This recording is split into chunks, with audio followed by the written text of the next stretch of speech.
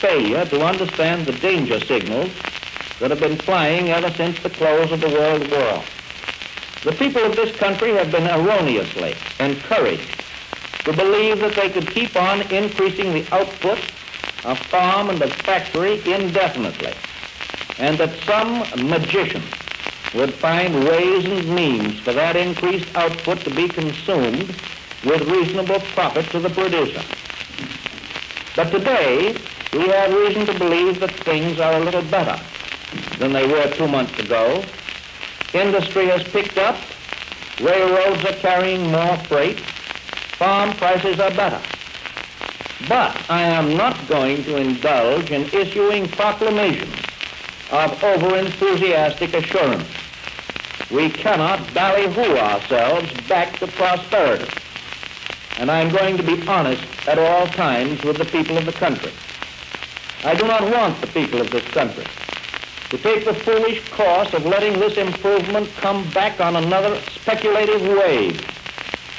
I do not want the people to believe that because of unjustified optimism, we can resume the ruinous practice of increasing our crop output and our factory output in the hope that a kind providence will find buyers at high prices.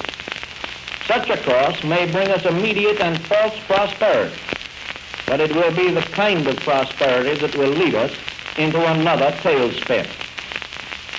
It is wholly wrong to call the measures that we have taken government control of farming, or government control of industry, or government control of transportation. It is rather a partnership between government and farming, a partnership between government and industry, and a partnership between government and transportation. Not a partnership in profits, because the profits will still go to the private citizen, but rather a partnership in planning and a partnership to see that the plans are carried out. Let me illustrate with an example. Take, for instance, the cotton goods industry. It is probably true that 90% of the cotton manufacturers of this country would agree tomorrow to eliminate starvation wages, would agree to stop long hours of employment, would agree to stop child labor, would agree to prevent an overproduction that would result in unsaleable surpluses.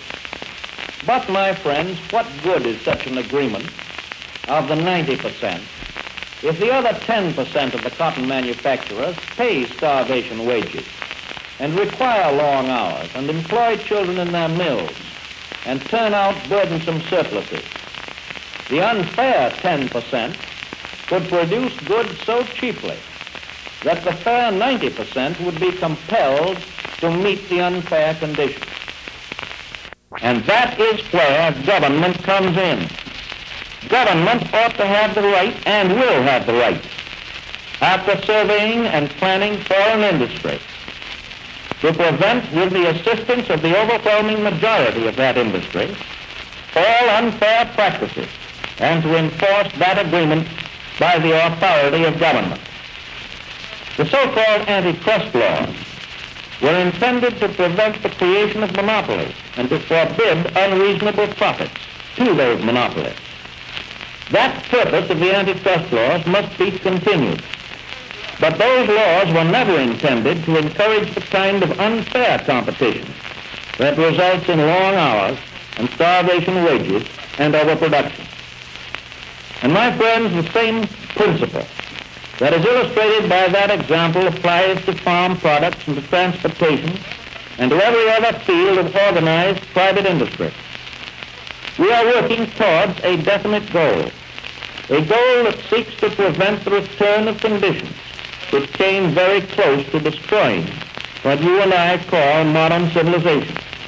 The actual accomplishment of our purposes cannot be attained in a day. Our policies are wholly within the purposes for which our American constitutional government was established 150 years ago. I know that the people of this country will understand this, and that they will also understand the spirit in which we are undertaking that policy. I do not deny that we may make some mistakes of procedure as we carry out this policy.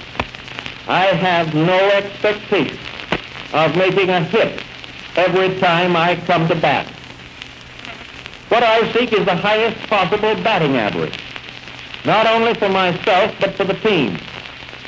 Theodore Roosevelt once said to me, if I can be right 75% of the time, I shall come up to the fullest measure of my hopes. Much has been said of late about federal finances and inflation, about the gold standard, and francs and pounds and so forth. I should like to make the facts very simple and to make my policy very clear.